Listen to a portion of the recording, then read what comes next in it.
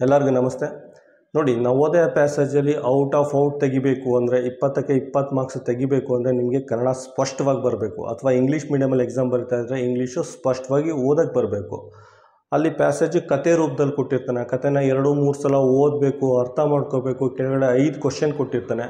ಪ್ರತಿಯೊಂದು question ಕೆಳಗಡೆಗೂ 4 options ಇರುತ್ತೆ. ಆ 4 ಆಪ್ಷನ್ಸಲ್ಲಿ ಸರಿಯಾದ ಉತ್ತರನ ಟಿಕ್ ಮಾಡಬೇಕು. ಒಂದು ಸಲ ಸರಿಯಾದ ಉತ್ತರನ ಟಿಕ್ ಮಾಡಾದಮೇಲೆ ಅದನ್ನು ಪ್ಯಾಸೇಜ್ ಒಳಗಡೆ ಹೋಗಿ ಮ್ಯಾಪ್ ಮಾಡಬೇಕು. ಅದನ್ನು ಮ್ಯಾಪಿಂಗ್ ಟೆಕ್ನಿಕ್ ಅಂತ ಹೇಳ್ತೀವಿ. ಆ ಮ್ಯಾಪಿಂಗ್ ಟೆಕ್ನಿಕ್ ಫಾಲೋ ಮಾಡಿದರೆ ನೀವು ಖಂಡಿತವಾಗಿ ನವೋದಯ ಪ್ಯಾಸೇಜಲ್ಲಿ ಔಟ್ ತೆಗಿಬೋದು. ಇದೇ ವಿಡಿಯೋದಲ್ಲಿ ಒಂದು ಪ್ಯಾಸೇಜ್ನ ಎಕ್ಸಾಂಪಲ್ ಆಗಿ ತಗೊಂಡು ಎಕ್ಸ್ಪ್ಲೇನ್ ಮಾಡಿದೆ. ಇದು ಮುಂದೆ ನೋಡಿ ಗೊತ್ತಾಗುತ್ತೆ.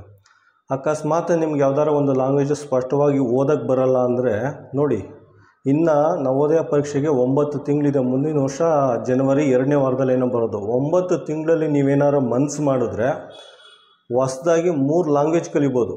ಅಷ್ಟು ಟೈಮ್ ಇದೆ ನಿಮ್ಮ ಹತ್ರ. ಬೆಳಿಗ್ಗೆ 5:15 ಎದ್ದು ಕೂತ್ಕೊಳ್ಳಿ. ಬೆಳಿಗ್ಗೆ 1.5 ಗಂಟೆ ಮ್ಯಾಥ್ಸ್ನ ಪ್ರಿಪೇರ್ ಆಗಿ, ಮ್ಯಾಥ್ಸ್ ಲೆಕ್ಕಗಳನ್ನು ಮಾಡಿ ಪ್ರಾಕ್ಟೀಸ್ ಮಾಡಿ. ಸಾಯಂಕಾಲ 1.5 ಗಂಟೆ ಕೂತ್ಕೊಂಡು ಪ್ಯಾಸೇಜ್ ಮಾಡಿ, ಮೆಂಟಲ್ ಎಬಿಲಿಟಿ ಮಾಡಿ. ನಿಮಗೆ ಯಾವುದೇ ರೀತಿ ಡೌಟ್ ಬಂದರೆ, ಪ್ಯಾಸೇಜ್ ಮಾಡಬೇಕಾದ್ರೆ, ಮೆಂಟಲ್ ಎಬಿಲಿಟಿ ಮಾಡಬೇಕಾದ್ರೆ, ಅಥವಾ ಮ್ಯಾಥ್ಸ್ ಮಾಡಬೇಕಾದ್ರೆ ಯಾವುದೇ ರೀತಿ ಡೌಟ್ ಬಂದರೆ, ಮಂಡ್ಯದಲ್ಲಿ ಗುತ್ತಲು ನಗರದಲ್ಲಿ ಜಯಲಕ್ಷ್ಮಿ ಥಿಯೇಟರ್ ಹತ್ರ ನಮ್ಮದು ಕೋಚಿಂಗ್ ಸೆಂಟರ್ ಇದೆ. ಅಲ್ಲಿ ಬಂದು ಪ್ರತಿ ಭಾನುವಾರ 11 ಗಂಟೆಯಿಂದ 2 ಗಂಟೆ ಗಂಟ ನಿಮ್ಮನ್ನ ಡೌಟು ಕ್ಲಿಯರ್ ಮಾಡ್ಕೋಬೋದು. ನಿಮ್ಮ ಫ್ರೆಂಡ್ಸು ಅಥವಾ ಬೇರೆ ಯಾರಾದರೂ ಇದ್ದರೆ ಎಲ್ಲರಿಗೂ ಬೇರೆ ವಿದ್ಯಾರ್ಥಿಗಳಿಗೂ ತಿಳಿಸಿ. ಯಾವುದೇ ರೀತಿ ಸಂಕೋಚ ಪಟ್ಕೊಳ್ಬೇಡಿ. ಮತ್ತು ಇದಕ್ಕೆ ಯಾವುದು ಫೀಸ್ ಚಾರ್ಜ್ ಮಾಡೋಕ್ಕೆ ಹೋಗಲ್ಲ. ಯಾಕಂದರೆ ನೀವು ಬರ್ತಾ ಇರೋದೇ ಗೌರ್ಮೆಂಟ್ ಸ್ಕೂಲಿಂದ ಬರ್ತಾ ಇರ್ತೀರಾ, ಅಥವಾ ಕನ್ನಡ ಮೀಡಿಯಮಿಂದ ಬರ್ತಾ ಇರ್ತೀರಾ. ನೀವು ಬರ್ತಾ ಇರೋದೇ ಹೆಚ್ಚು. ಆದ್ದರಿಂದ ನಿಮಗೆ ಯಾವುದೇ ರೀತಿ ಫೀಸ್ ಚಾರ್ಜ್ ಮಾಡಲ್ಲ. ಸಂಕೋಚ ಇಲ್ಲದಂತೆ ಬಂದು ಹೇಳ್ಸ್ಕೊಡಿ. ಪ್ರತಿ ಭಾನುವಾರ ಬರ್ಬೋದು, ಅದು ನಿಮಗೆ ಬಿಟ್ಟಿದ್ದು. ಪ್ರತಿ ಭಾನುವಾರ 11 ಗಂಟೆಯಿಂದ 2 ಗಂಟೆಗೆ ಬಂದು, 2 ಗಂಟೆ ತನಕ ಬಂದು ನೀವು ಹೇಳಿಸ್ಕೊಡಿ. ಬೇರೆ ಏನೇ ಇದ್ದರೂ ನನಗೆ ವಾಟ್ಸಪ್ ನಂಬರ್ ಕೊಡ್ತೀನಿ, ಅದರಲ್ಲಿ ಅಪ್ಡೇಟ್ ಮಾಡಿ. ಧನ್ಯವಾದಗಳು. ನವೋದಯದಲ್ಲಿ ಈ ರೀತಿ ಪ್ಯಾಸೇಜ್ ಇರುತ್ತೆ. ಈ ಪ್ಯಾಸೇಜ್ನ ಮೊದಲು ಒಂದು 2-3 ಸಲ ಓದಿ ಅರ್ಥ ಮಾಡ್ಕೋಬೇಕು. ಅರ್ಥ ಮಾಡ್ಕೊಂಡಾದ್ಮೇಲೆ ಈ ರೀತಿ ಕೆಳಗಡೆ ಒಂದು 5 ಕ್ವಶನ್ ಕೊಟ್ಟಿರ್ತಾರೆ.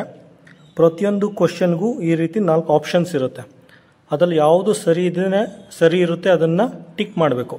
ಫಸ್ಟು ಕತೆನ ಓದಿ ಅರ್ಥ ಮಾಡ್ಕೊಳ್ಳಿ. ಒಂದಾನೊಂದು ಕಾಲದಲ್ಲಿ ಮಾಲ್ವಾ ಎಂಬಲ್ಲಿ ರಜಪೂತ ರಾಜ ಇರ್ತಾನೆ.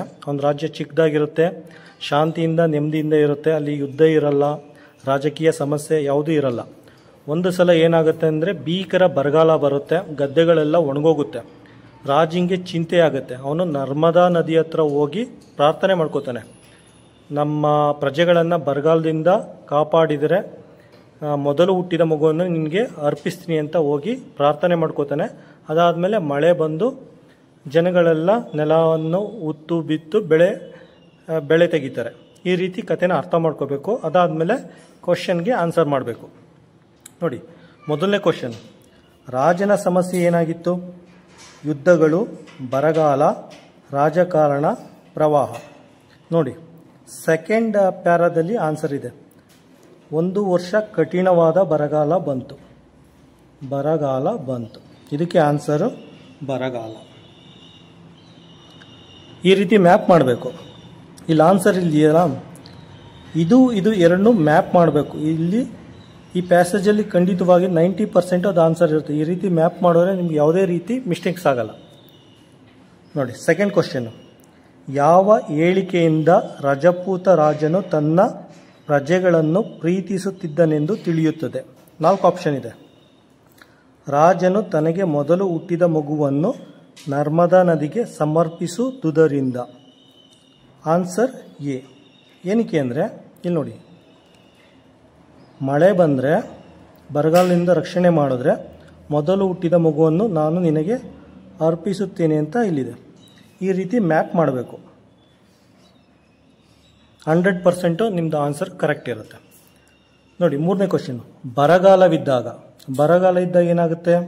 ನೋಡಿ, ಬರಗಾಲ ಬಂತು, ಗದ್ದೆಗಳು ಒಣಗಿದವು ಮತ್ತು ಒಡೆದವು. ಗದ್ದೆಗಳು ಒಣಗೋಗುತ್ತೆ, ಭೂಮಿ ಒಣಗುತ್ತದೆ ಮತ್ತು ಒಡೆಯುತ್ತದೆ, ಕ್ರ್ಯಾಕ್ ಬರುತ್ತೆ. ಈ ರೀತಿ ಮ್ಯಾಪ್ ಮಾಡಬೇಕು. 100% ನಿಮಗೆ ಔಟ್ ತೆಗಿಬೋದು ಈ ರೀತಿ ಮಾಡಿದ್ರೆ.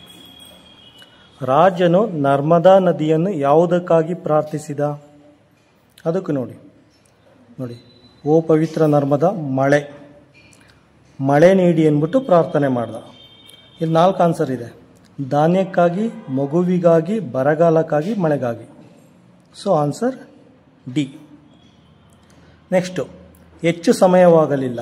ನೋಡಿ ಇಲ್ಲಿದೆ, ಹೆಚ್ಚು ಸಮಯವಾಗಲಿಲ್ಲ, ಆಕಾಶವು ಮೋಡಗಳಿಂದ ಮುಸುಕಿತು. ಹೆಚ್ಚು ಸಮಯವಾಗಲಿಲ್ಲ ಅಂದರೆ ಏನರ್ಥ? ಬಹಳ ಕಾಲದ ಹಿಂದೆ, ತುಂಬ ಹೊತ್ತಿನವರೆಗೆ, ಬಹಳ ಬೇಗನೆ, ಹಿಂದಿನ ಕಾಲದಲ್ಲಿ. ಹೆಚ್ಚು ಸಮಯವಾಗಲಿಲ್ಲ ಅಂದರೆ ಬಹಳ ಬೇಗನೆ. ಕೆಲವೊಂದು ಸಲ ಏನಾಗಿರುತ್ತೆ ಅಂದರೆ ಸಮಾನಾರ್ಥಕ ಪದಗಳು ಕೊಟ್ಟಿರ್ತಾನೆ, ಅದನ್ನು ಕೇಳಿರ್ತಾನೆ, ಅಥವಾ ವಿರುದ್ಧ ಪದಗಳು ಕೇಳಿರ್ತಾರೆ. ಸೊ ಅದನ್ನೆಲ್ಲ ಕಲ್ತ್ಕೊಂಡಿರ್ಬೇಕು. ಸಮಾನಾರ್ಥಕ ಪದ ಗೊತ್ತಿರಬೇಕು, ವಿರುದ್ಧ ಪದ ಗೊತ್ತಿರಬೇಕು. ಆ ರೀತಿ ಕಲ್ತ್ಕೊಂಡಿದ್ರೆ ಪ್ಯಾಸೇಜಲ್ಲಿ ಔಟ್ ಆಫ್ ಔಟ್ ತೆಗಿಬೋದು. ಈ ಟ್ರಿಕ್ ಯೂಸ್ ಮಾಡಿ, ಈ ರೀತಿ ಮ್ಯಾಪ್ ಮಾಡಿ 100% ಪ್ಯಾಸೇಜಲ್ಲಿ ಔಟ್ ಆಫ್ ಔಟ್ ತೆಗಿಬೋದು.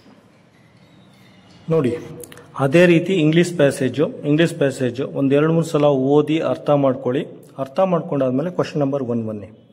What was the kings problem? ಕಿಂಗ್ಸ್ಗೆ ಏನು ಸಮಸ್ಯೆ ಆಗಿತ್ತು?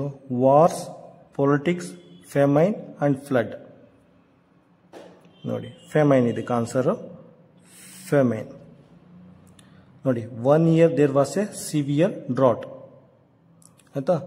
The king was worried, how was he to save the people from famine. ಅವನ ಸಮಸ್ಯೆ ಫೆಮೈನ್ ಆಗಿತ್ತು. ಅದಕ್ಕೆ ಹೇಳಿದ್ದು most of the time, 90% of the time ಇಲ್ಲಿ ಆನ್ಸರ್ ಇರುತ್ತಲ್ಲ, 4 ಆನ್ಸರು, ಆ ಆನ್ಸರು ಇಲ್ಲಿ ಮ್ಯಾಪ್ ಮಾಡಿದ್ರೆ ನಿಮ್ಮದು ಕರೆಕ್ಟಾಗಿರುತ್ತೆ. Which statement shows that the Rajput king loved his people? The king offered his first born child to river Narmada. ಇದು ಆನ್ಸರ್.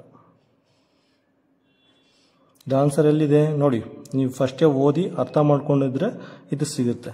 ಇಲ್ಲಿ ನೋಡಿ, bless us with rain, save my people from famine, and I shall offer you my first born child. ಇಲ್ಲಿ ಹೇಳಿದ್ದಾನೆ. So ಈ ರೀತಿ map ಮಾಡಿ 100% ನಿಮ್ಮ answer ಸರಿ ಇರುತ್ತೆ. When there is a drought ಇದ್ದಾಗ there is a lot of rain, the earth is dry and cracked, people are very happy, people show the seeds. ಬರಗಾಲ ಬಂದಾಗ ಏನಾಗುತ್ತೆ? The earth is dry and cracked. ಇಲ್ಲಿ ನೋಡಿ, 1 year there was a severe drought, the field were dry and cracked. ಇಲ್ಲೇ ಇದೆ answer. Drought ಬಂದಾಗ, ಬರಗಾಲ ಬಂದಾಗ ಅರ್ತ್ ಡ್ರೈ ಆ್ಯಂಡ್ ಕ್ರ್ಯಾಕ್ಡ್ ಆಗಿರುತ್ತೆ. ಸೊ ಈ ರೀತಿ ಮ್ಯಾಪ್ ಮಾಡಬೇಕು. Next, the king prayed Narmada for. ಯಾವುದಕ್ಕೆ ಕಿಂಗ್ ಪ್ರೇಯರ್ ಮಾಡಿದ್ದು? Grains, famine, a child, a rain. ಮಳೆಗಾಗಿ ಅವನು ಪ್ರಾರ್ಥಿಸಿದ.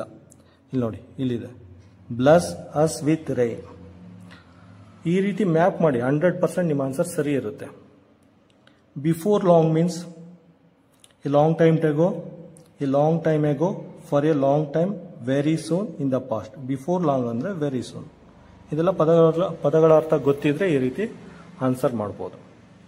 ಪ್ರತಿಯೊಂದು ಪ್ಯಾಸೇಜ್ಗೂ ಇದೇ ಟೆಕ್ನಿಕ್ ಯೂಸ್ ಮಾಡಿ 100% ನೀವು ಔಟ್ ಆಫ್ ಔಟ್ ತೆಗಿಬೋದು.